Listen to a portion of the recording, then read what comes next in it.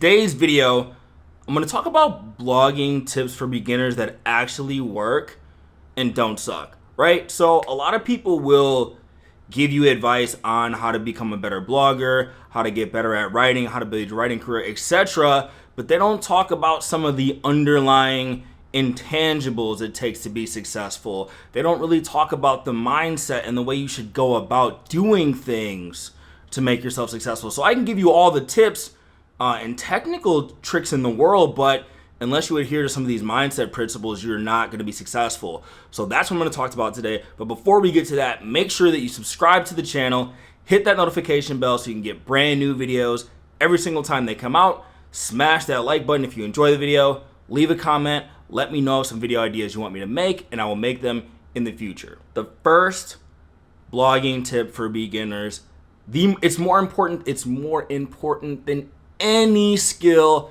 that you could ever learn when it comes to writing. It's more important than what you put on the page. The number one piece of advice for beginning bloggers is remove your entitlement, right? Nobody owes you anything. I've made several videos. I have online programs and courses devoted to helping people make money on Medium. But Medium doesn't owe you any money. The audience on Medium doesn't owe you their eyeballs and attention, right? You're operating on their platform, so you have to abide by their rules, and you have to figure out how to do well on that platform, and you can't blame the platform. You can't blame the audience. It's on you, right? And so I was actually writing a post the other day, and it reminded me of this quote from Cheryl Strayed, who she's a very popular and successful writer who's written several novels, and then she wrote this advice column back in the day called Dear Sugar. Someone reached out to her about her writing career.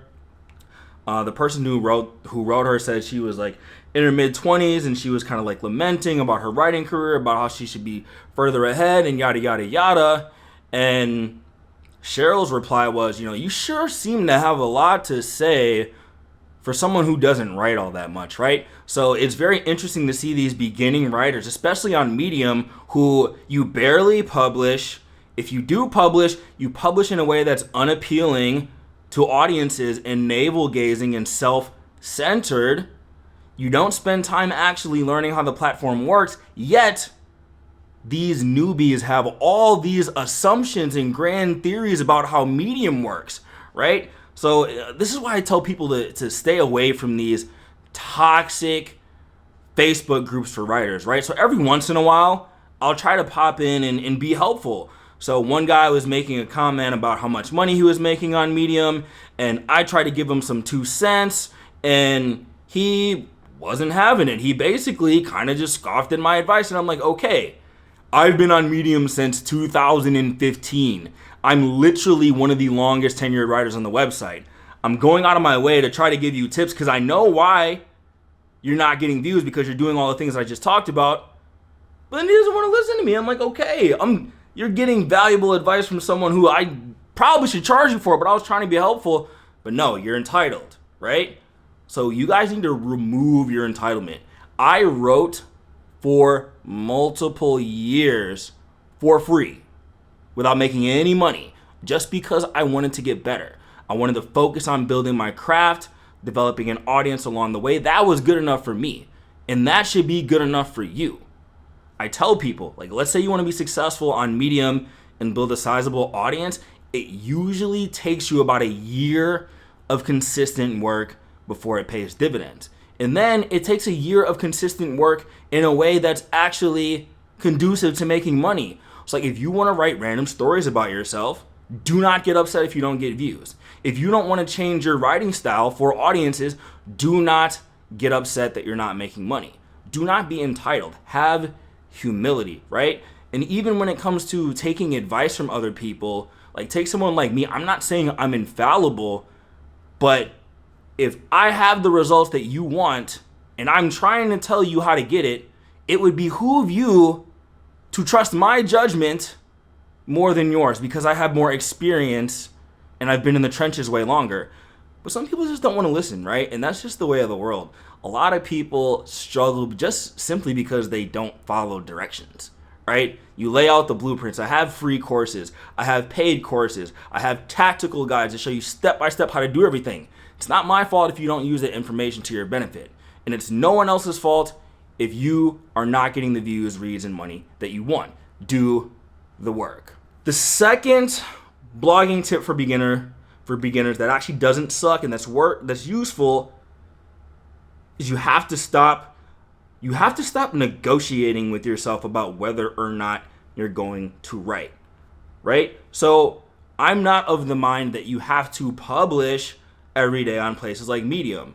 You don't have to publish every day, but yes, you should be either writing, editing, or publishing every single day. So it might take you 3 or 4 days to work on an idea, but work on the idea for 3 to 4 consecutive days in a row and get your stuff out there, right? I tell people on average, like if you're trying to be successful, not just on Medium or making a name for yourself anywhere, like you're gonna have to put out probably at the minimum 2 articles a week, right? And you could put out really 2 solid in-depth articles if you spend enough time working on them, right?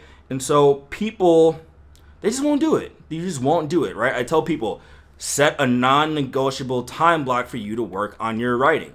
People won't do it, right? I say, if you don't have time throughout your day to work on your writing, wake up earlier.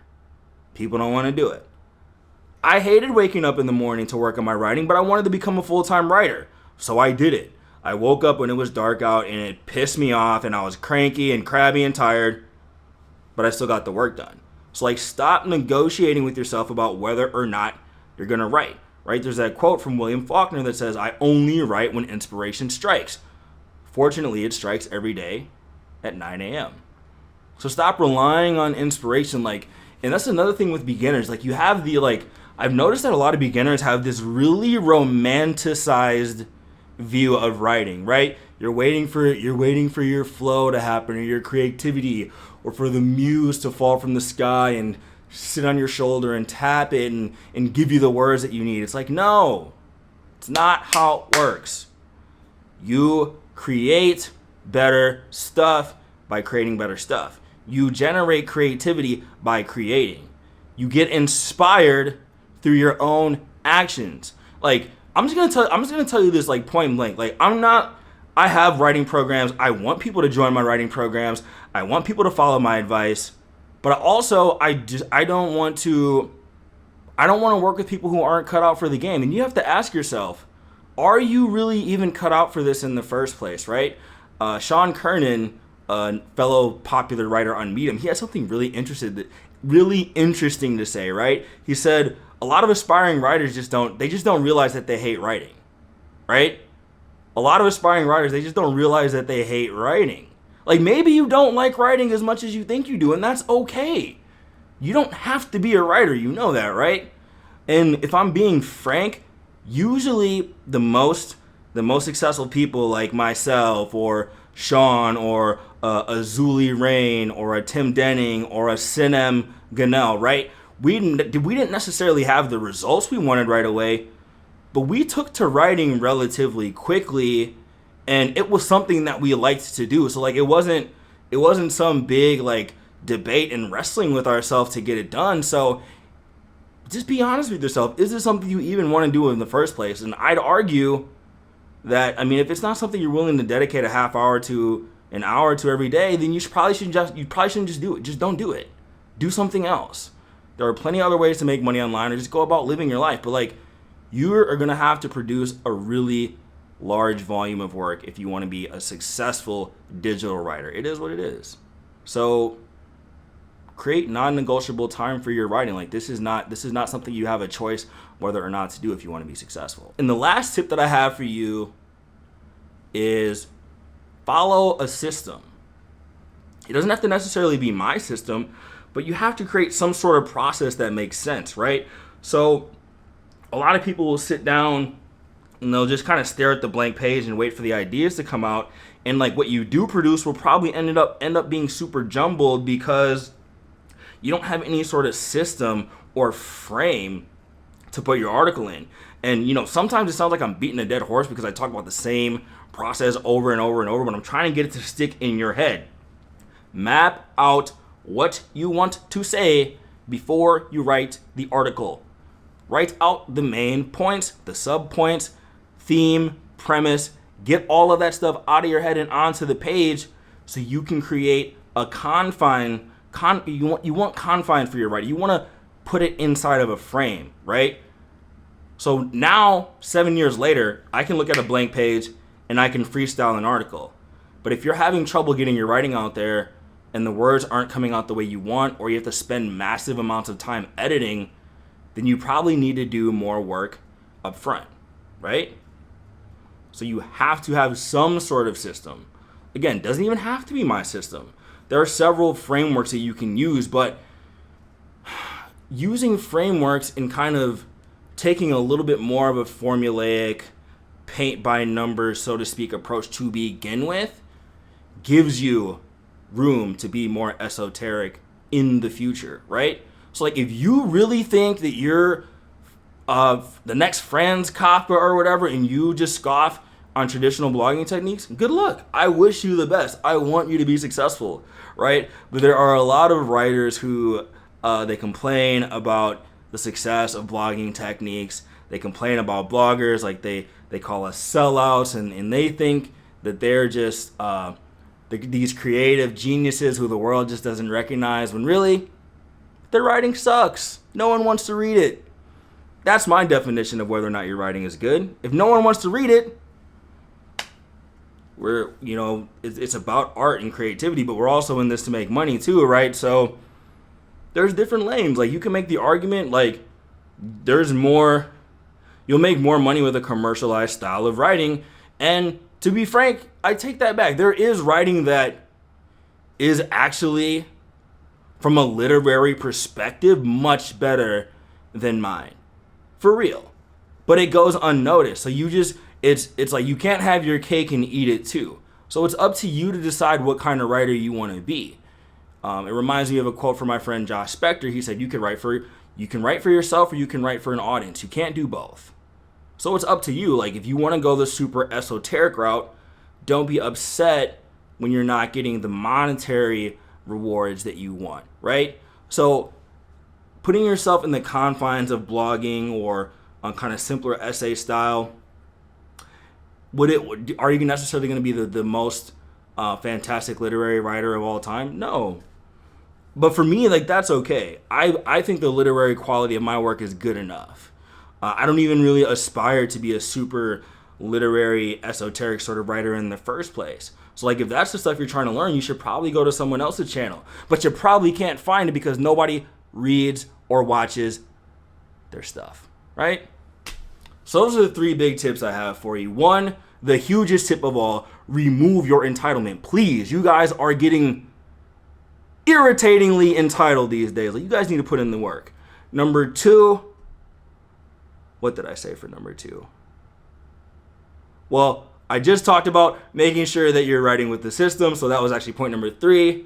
And then the middle point that I talked about was making sure that you're creating negotiable space to work on your craft, right? So these are very simple mindset things that seem kind of banal and boring, but they're literally the keys to your success. So do them and you succeed, or don't do them and you'll fail. Thank you so much for watching this video. I enjoyed making it. Remember, if you like this video, make sure to smash that like button, subscribe to the channel, hit the notification bell. Also, make sure you're going down in the description below. I have cool stuff below. I have a free Medium course for you. If you want to get started on Medium, that free 5-day email course can help you. There's a direct link for those of you who are really ready to go to my paid flagship program. FYI, the price of the program is going up in 5 days. So if you want to hop on that before the price goes up, I'd grab that now. There's all sorts of resources down there, links to other articles, social media handles, etc. Make sure you're going down there and checking out that stuff. I created some valuable goodies for you. Some videos should be popping up in front of your head right now. Check those out as well. I'm going to be ramping up the frequency of these videos, and I had a lot of fun doing this one, so I will see you